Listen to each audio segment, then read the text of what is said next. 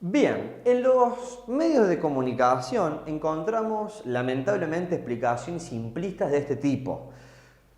Por ejemplo, se me viene siempre a la cabeza que utilizan mucho lo que son estas imágenes en las etiquetas de cigarrillo, donde, por ejemplo, un tipo de problema de consumo muy frecuente es el consumo del tabaco, y que siempre utilizan estas imágenes donde el énfasis lo saben hacer en algo biológico, ¿sí? Por ejemplo, fumar causa leucemia, fumar causa cáncer, fumar causa impotencia, fumar causa etcétera, ¿sí? El énfasis lo están haciendo sobre todo en lo biológico, y esto es muy común por parte de los medios de comunicación, ¿sí? Ahora bien, llegamos invariablemente a la conclusión de que los sujetos que llevan a cabo un tipo de consumo problemático es una parte siempre menor de quienes no lo hacen, a pesar de los prejuicios. ¿Qué quiere decir? Que una persona no se hace adicta por consumir una vez. Es decir, que no todos los consumidores son adictos, y que una persona con que consuma una vez cualquier tipo de sustancia no va a hacer que esta persona se transforme en una adicta. ¿Por qué? Porque el fenómeno del consumo problemático, o mejor dicho, para que se genere la drogodependencia, esto es un proceso más lento, complejo y hasta impredecible, ¿sí? Contrariamente al modelo biologicista, que es sumamente deficiente, vamos a encontrar dos modelos más que son malísimos a la hora de explicar lo que es el consumo problemático, ¿sí? Tenemos lo que es el modelo biológico, que es el que estuvimos ya criticando por ser reduccionista. Sí, pésimo escribiendo. Tenemos lo que es el modelo biológico, sumado a que tenemos al modelo de la enfermedad,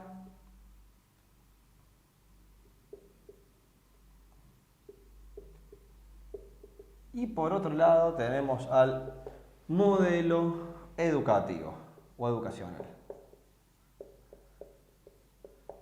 ¿Sí? Bien. Este ya nos encargamos de criticarlo, ahora vamos con el modelo de la enfermedad.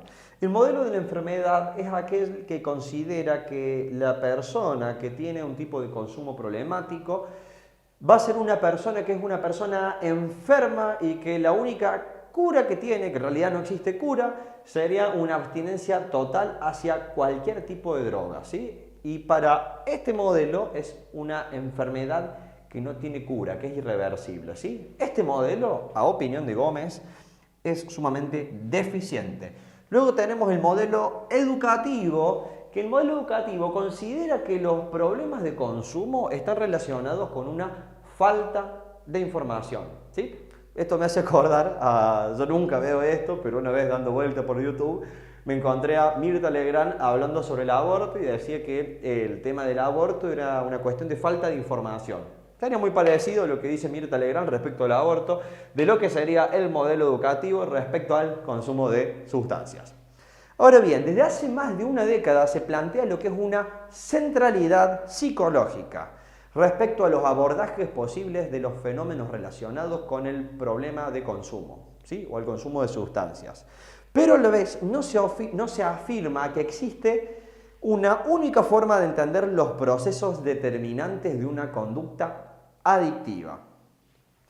Al intentar conocer las causas que llevan al consumo problemático, dice el texto que nos encontramos con un gran rompecabezas, ¿sí? Con un verdadero rompecabezas que la psicología se va a proponer resolverlo.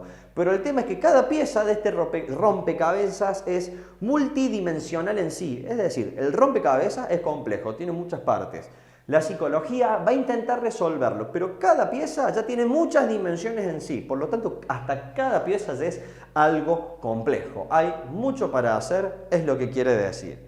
Los modelos explicativos psicológicos asociados al problema de consumo de sustancias solo pueden ser asumidos por estructuras multivariables y complejas, ¿sí? Estos modelos explicativos pueden integrar el análisis de varias variables al mismo tiempo, Variables es algo que se puede medir, por ejemplo, la edad, por ejemplo, la posición económica, por ejemplo, no sé, la alimentación, lo que a ustedes se les ocurra. Estos modelos explicativos pueden integrar el análisis, como les comentaba, de muchas variables a la vez. A la hora de hablar de esto, vamos a relacionarlo con lo que son los factores de riesgo, que son indispensables para entender y trabajar los fenómenos relacionados con los problemas de consumo, ¿sí? Factores de riesgo serían aquellas características internas o externas del sujeto que llevan a una mayor probabilidad o predisposición al consumo problemático.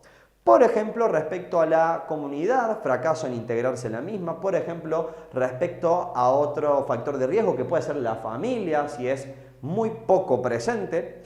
Otro factor de riesgo puede ser la escolaridad, es decir, el fracaso escolar. Otro factor de riesgo ya pueden ser los factores individuales, como falta de noción de predisposición, o mejor dicho, falta de noción o percepción de riesgo, por ejemplo.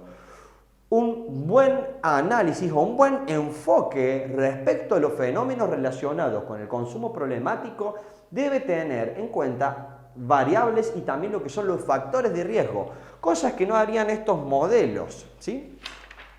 Ahora bien, esta centralidad de los procesos psicológicos dentro de las explicaciones teóricas de las conductas adictivas no va a implicar menospreciar o menoscabar las opiniones o lo que propone los abordajes sociales o biológicos, sino que se va a proponer, sobre todo, centrarse en lo psicológico, pero integrar los de otros modelos teóricos que van a intentar explicar estos fenómenos.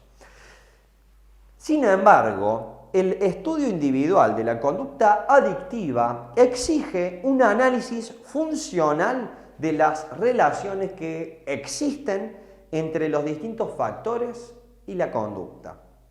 La visión psicológica se va a convertir entonces en la perspectiva dominante en el campo de la drogodependencia. A modo de cierre de este texto, hay algo que es indiscutible y es algo que es el mejor profiláctico o la mejor forma de prevenir o de asistir o que no ocurran estos fenómenos relacionados con el consumo de sustancias. Y sería la mejora de las condiciones materiales de existencia. ¿Qué quiere decir? Por ejemplo, la reducción de la precarización laboral, por ejemplo, un Estado que esté presente, servicios de salud, trabajo en comunidad. Todo esto va a ser la mejor forma de prevenir los fenómenos relacionados con el consumo.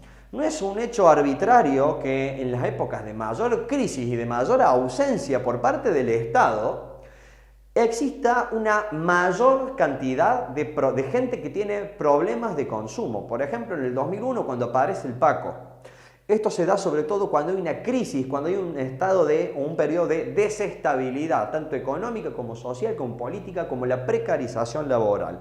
Por lo tanto, una mejora en las condiciones materiales o condiciones concretas de existencia y mejoras del ambiente psicológico, como lo que puede ser una buena crianza, van a ser factores cruciales a la hora de diseñar programas eficaces en la problemática de la drogodependencia.